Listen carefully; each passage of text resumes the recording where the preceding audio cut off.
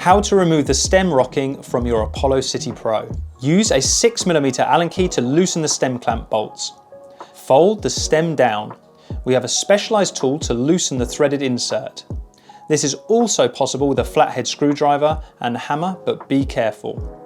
Once the insert is removed, lift the stem and the clamp and carefully set them down.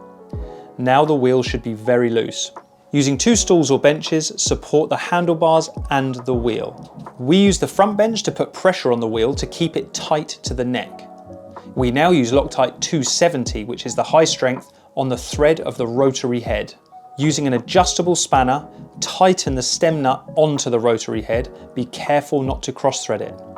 This is what is actually making the stem loose, so it's very important to get this nice and tight, but not so tight that it causes binding, so make sure it's still smooth by turning the wheel once you've tightened it. Now carefully screw the insert back down onto the clamp. Again here we use Loctite 270 to make sure this is fixed and won't become loose over time. Be careful again not to cross thread. This holds the clamp and stem down to the neck or body of the scooter. Once this is tight enough, lift up the stem and retighten the clamp side bolts, making sure the steering is centered.